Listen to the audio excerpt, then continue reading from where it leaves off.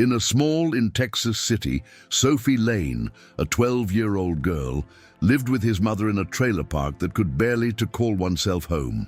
His routine was simple but tough. He woke up before dawn, was preparing with his old patched school uniform, and walked to the Winslow Elementary School, where he seemed to be invisible to the majority, except when he was the target of ridicule.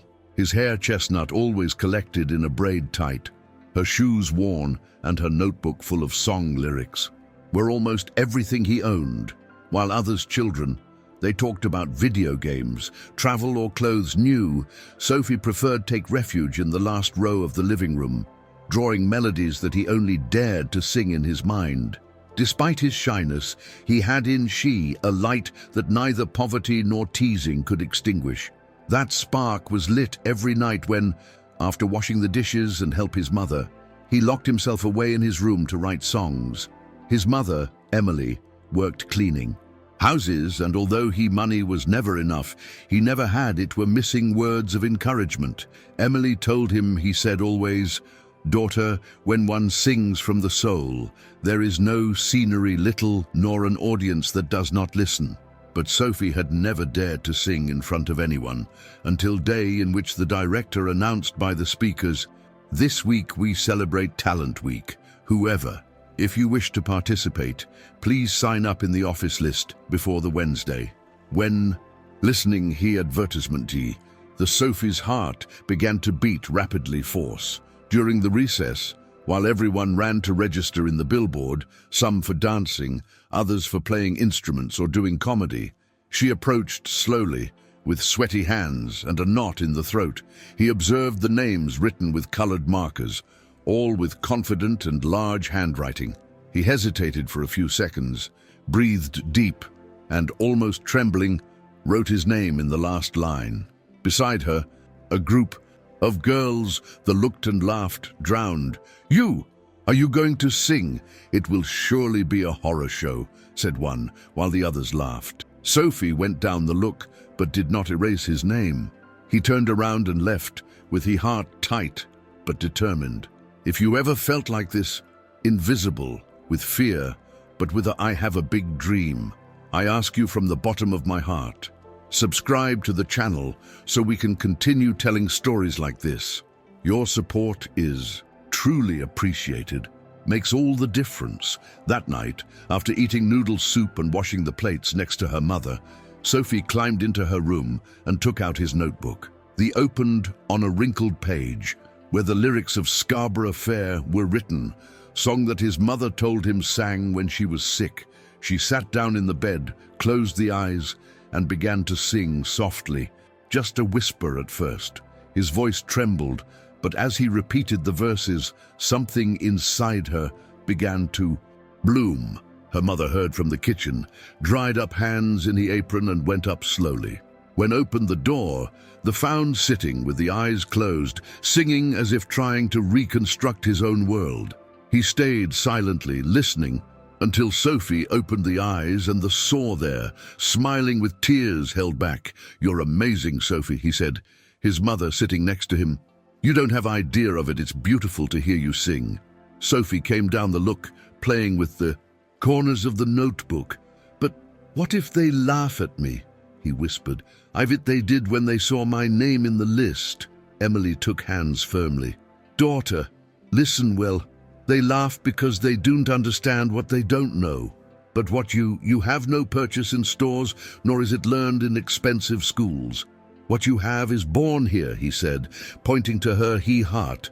"If I see you get on that stage, it will be the most beautiful gift life has ever given me." Sophie breathed deep. For the first time, he felt that maybe, just maybe, he could do it. And if this part touched you, don't leave without subscribe. Only then can this channel continue to exist and bring stories that inspire. The day of the event came faster than I expected. In the school, the gym. It was decorated with balloons, colored lights, and an improvised stage with a blue curtain in the background. The children, they came and went, rehearsing choreographies, tuning guitars, or practicing jokes. Sophie sat in a corner, hugging his notebook with strength, He carried position her white dress, the same one that his mother had patched up so many times, and some shoes that were once black, but now they looked grey from so much use. When they called his name by the speakers, felt that the legs you were trembling. He walked onto the stage like someone walking on thin ice, under curious glances, some mocking, others indifferent. He breathed deep, closed the eyes, and began to sing. At first, the murmur in the room was evident. Some were snickering, others they whispered without dissimulation, but it was barely enough first verses for everything to change. His voice, although fragile, was so pure that it seemed to float in the air, passing through every corner of the gym. The laughter died away, whispers, they disappeared, and little by little, silence fell owner from the place. Sophie, with the eyes closed, he clung to every word, every note, as if in it you out life. She sang not only for them, but for herself, for her mother, for all those nights where sadness seemed bigger than his dreams. When it ended, for a few seconds there was neither a round of applause, just an absolute heavy, almost sacred silence. Until, from the background, a person stood up and started clapping. Then another and another. In a matter of seconds, all the gym was standing, applauding that girl who, with nothing more than her voice, had achieved what no one special effect nor choreography had managed to, touch everyone's heart. Sophie opened the eyes. He saw his mother in front row, with hands in mouth, crying with emotion, and felt something he had never felt before, had felt proud of being who he was. Barely went down of the stage. An elegant woman with short hair and round glasses is approached with a warm smile. "Hello, dear. I'm Clara Jensen, director of the children's choir of the city." He introduced himself. "I want congratulations. What you just did is not seen every day." Days. Sophie, still trembling, could only nodding, hugging his notebook as if it were a shield. Clara gave him. He handed over a card. "We're looking for voices special for a scholarship in the Emerson School of Music. I'd love for you to come audition. It's an opportunity for you to continue growing. If you want, of course." Sophie looked at her mother, who couldn't contain tears. They both knew that something big had just begun. During the days following, Sophie lived in a mixture of nerves and excitement. I had never set foot in a study professional, neither had been surrounded by real musicians. When arrived he, day of the audition, was presented with the only thing I knew, his voice and his worn notebook. In the room, there was a shiny piano, microphones, and various judges watching from a long table.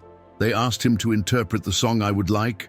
Sophie closed the eyes, breathed deep, and began to sing the same melody that his mother told him I sang since I was little. I had no technique, I didn't know read sheet music, but sang with the heart open, letting every word will take with him the story of his life. When term his interpretation, the room was in complete silence. The judges exchanged glances, some with surprise, others with a smile they tried to dissemble. One of them, a man white-bearded major, wrote something down his notebook. And then he looked over his glasses. "Thank you, Sophie, you can. Withdraw," he said in a friendly tone, while collected his notebook and walked toward the door, felt that the heart he was going to explode. I didn't know if it had been enough, if it really someone like her had a place in a world that seemed made for others. His mother I expected outside, the hug strong, and him, he whispered, "It doesn't matter. Whatever happens, now I'm very proud of you." 3 weeks later, when Sophie came home from the school, found a blue envelope in the caravan door. Its name, it was written in gold letters. He ran inside, and with the trembling hands, it opened it. Inside was a letter that confirmed his admission to the summer program of the Emerson School of Music with all expenses covered. Upon reading this out loud, her mother couldn't help but cry with joy. They jumped, hugged, and celebrated like never before it had done. It was the first time in life gave news that was not there wrapped in concerns, neither difficulties. For the first time, a dream seemed to be closer to becoming reality. However, the emotion soon mixed with new fears. The first day in Emerson, it was a clash of realities. Sophie entered the campus with his worn backpack and his notebook, while his around the others, children they arrived in luxury cars, dressed in designer clothes, carrying sheet music, instrument cases, and a confidence that seemed unbreakable in the first. Classes discovered that the most of his colleagues, they read music from the 7 years. They knew scales, vocal techniques, and talked about composers as if were old friends. She, on the other hand, didn't know neither, not even what was a treble clef. Soon, the looks of disdain and the whispers began to appear, making her feel as if, once again, she didn't belong there. During the essays, they asked me to read scores or continue technical exercises, their face turned red with embarrassment. Some companions, they murmured comments cruel, how they let someone like her in. Surely it's charity. Each word was like another stone in the backpack that already I had been carrying it for a long time.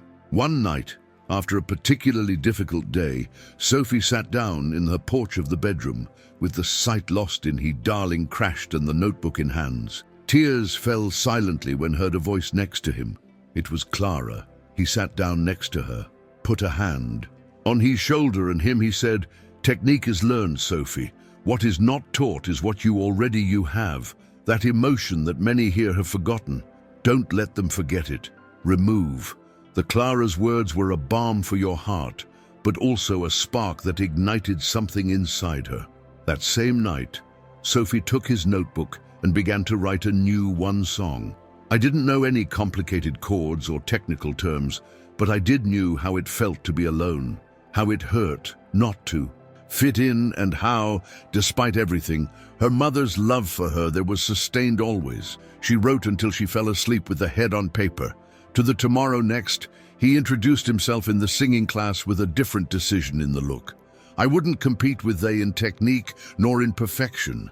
I would do what always there was fact. Sing from the heart. The days passed, and although continued feeling out of place in a few moments later, something had changed. Sophie began to win the respect of some teachers who, upon hearing her, understood that her talent went beyond the conventional. Despite the whispers and the looks of some companions, remained steadfast, rehearsing every night, memorizing sounds and repeating over and over the melodies until they remained recorded in your mind. When arrived the moment to choose the song for the final presentation of the program, while everyone was choosing pieces classic or difficult arias, he chose one he had known for as long as he could remember. "You Are My Sunshine," same as her mother sang Walking Under the Rain, or When Things Seemed Impossible. The day of the final presentation, the audience, it was packed. Parents, teachers, and principals. They occupied every seat, waiting to see the students demonstrate everything they have learned. Behind the stage, Sophie looked his reflection in a mirror cracked. Her dress was not new. In fact, her mother had been made from 2 old blouses, sewn with as much love as if were made of gold. In his neck hung a little sed in the shape of a sun, a gift from his mother had given that tomorrow. While the others tuning instruments or reviewing scores, Sophie held his notebook. He took a deep breath and repeated to himself, "Same, I didn't come here to be perfect. I came to be me." When they said his name, the legs they trembled, but he walked toward his scenery with the head up high. In front of her, a sea of faces, some curious, others indifferent, and others, those of certain companions, with smiles that tried to hide the skepticism. He took his microphone, closed the eyes, and began to sing. His voice, soft at first, was growing with each verse. "I had the power of some, neither the perfect technique of others, but he had something that no one over there could deny. True, every word he carried with him, the laughter, tears, fears, and the dreams of a girl who had learned that. Sometimes, the greatest strength is to show oneself as one is." As I progressed the song, the murmur of the public was disappearing. Some parents who at first barely cared they lent attention began to bow forward in their seats. The teachers, who were carrying years listening, voices perfect, They looked at each other with a mixture of surprise and excitement. Even some of her colleagues, who had previously looked over the shoulder, they went down the view as if they suddenly understood something they had never them taught in nun class. Sophie wasn't just singing, she was telling her life story through that melody, simple but full of meaning. When intoned the last, "Please don't take my sunshine away," the silence was so deep that they could hear the breaths contained.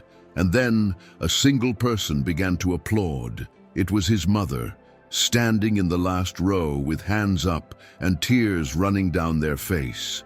That lonely applause, it was like a spark that lit everyone up. Soon, the whole audience stood up. The ovation wasn't just for her voice, it was for her bravery, for his authenticity, for reminding them that music is not a competition of perfection, but a language of the soul. Sophie came down, the microphone, took a deep breath, and for the first time felt completely free. When low of the stage, various teachers came up to congratulate her. Some even, they said that he did years have not seen a presentation that so excited the audience. But the elderly surprise arrived when Clara Jensen hugged with strength and him handed over a white envelope, sealed with the golden logo of the Emerson School of Music. "Open it," Sophie said with a smile that could not hide. Inside was a letter that could not be hidden. Believe him, they offered a full scholarship for the annual program without need for another audition. His talent, his dedication, and his authenticity. They had won over not only the jury, but the entire steering committee. Sophie remained silent for a few seconds, looking at the letter with the eyes full of tears, then raised the look and almost in a whisper asked, "Can I take my mom?" Clara laughed with tenderness and replied without doubt, "Of course. We know that she is part of your music, of your story, of your voice." At that moment, Sophie understood something she had never would forget. It didn't matter where was or how big it was his stage. While, if she had her mother by her side, she would never be alone. They both hugged strong, knowing that this was just the beginning of a new chapter in their lives. The days following were a whirlwind of emotions and changes. Sophie and her mother had to organize their moving to the Emerson campus, assigned a small apartment within the compound, somewhat modest, but for them, it was a true palace compared to the caravan where they had lived all their lives. Emily found work within the school, helping in the cafeteria and collaborating in cleaning tasks, which were allowed to be close to his daughter while she was moving forward in his musical training. Every day was a challenge, but also an opportunity that both embraced with gratitude and hope. As the months passed, Sophie gradually began to master the musical language that previously it seemed impossible. He learned to read sheet music, to understand chords, to handle his breathing, already improve his vocal technique. But what never changed, and that the teachers they cared like a treasure, was that innate ability to transmit pure emotions with every note. It didn't take long in becoming one of the most beloved and admired voices of the school, not only for his talent, but for his humility, his history, and that way so genuine to step on each stage as if it were the first time. However, the path was not always easy. There was days in those who the fatigue the won, in those who doubts they came back like old ghosts, reminding him that he came from a place where dreams they used to break before being fulfilled. Some nights cried silently, wondering if he really belonged in that world. But it was enough by looking at his mother, seeing her smile while he was preparing dinner after their days in the coffee shop, to remember why was there and everything they had overcome together to get to that place. 1 year after that presentation that changed her life, Sophie was invited to participate in a charity event organized by the same city where there was exited Winslow Elementary, Sioux Ancient School, celebrated your anniversary, and the director called to ask if he would be ready to sing in the ceremony. At first, the idea filled with nerves, not because of the public, but because of returning to that place where he had suffered so much ridicule. But after thinking about it, he understood that this was the chance perfect to close a cycle and demonstrate, above all, to yourself, same, how much there was grown. When arrive he day after the event, Sophie entered the gymnasium school and everything it turned out strange. The same improvised stage with blue curtains, the same wooden benches. But now, she was no longer the girl who was hiding in the last row.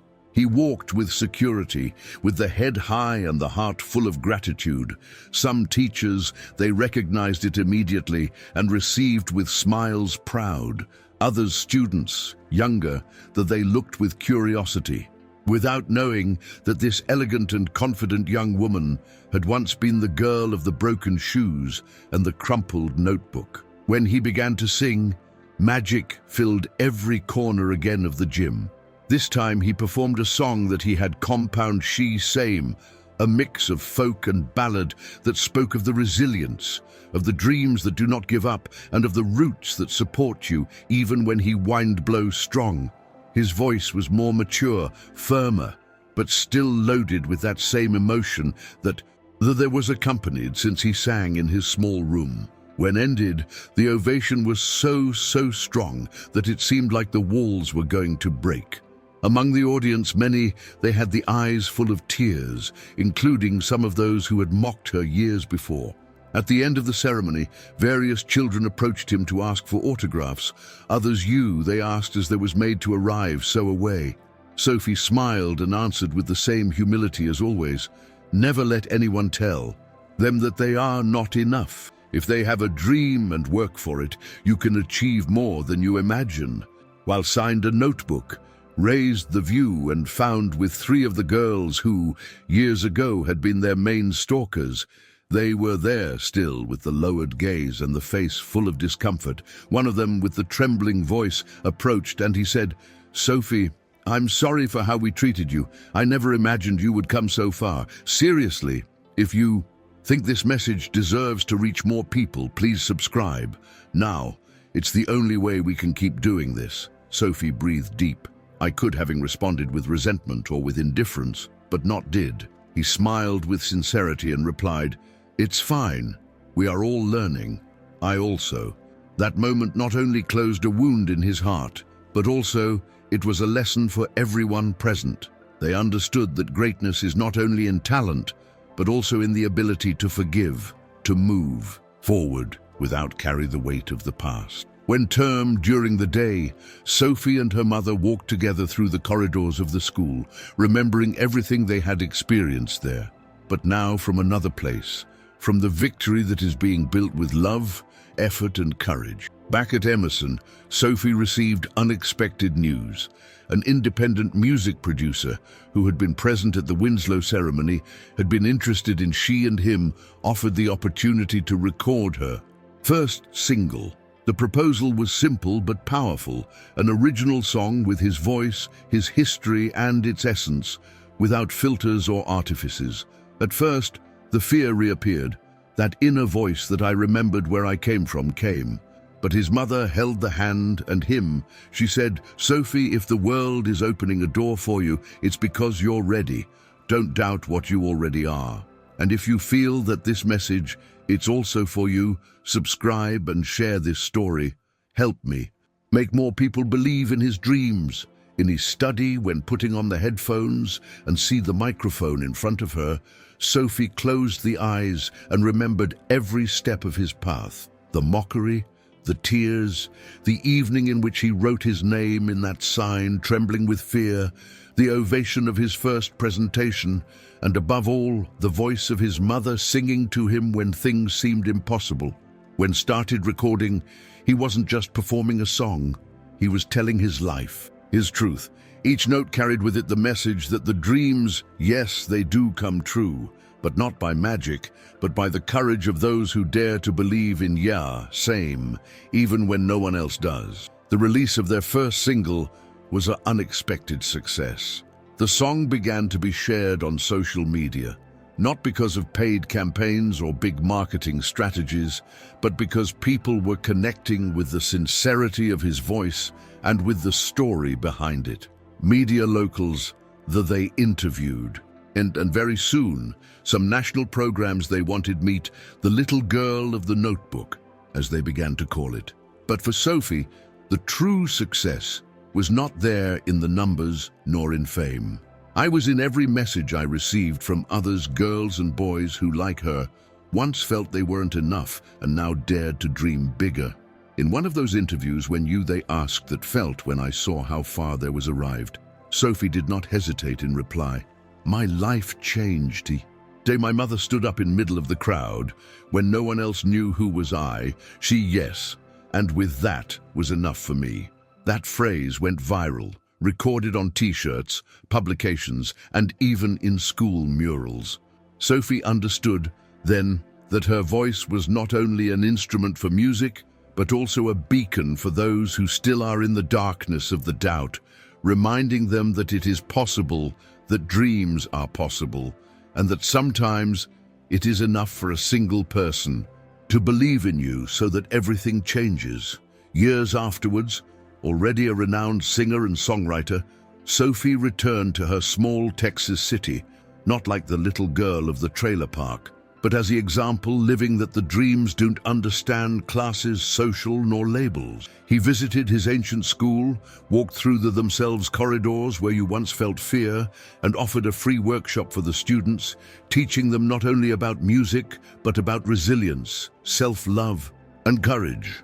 In his final speech, he looked at the children to the eyes, and them he said, "Nobody chooses where is born, but we can all choose who we want to be. And if you ever feel like you can't, sing strong, although tremble the voice. Because sometimes, all a dream you need to start is a little faith and a song. If you got this far, please don't leave without subscribe. I sincerely thank you, I ask. This channel can only continue to exist thanks to you who value stories like this. Subscribe, comment, share, and never stop dreaming.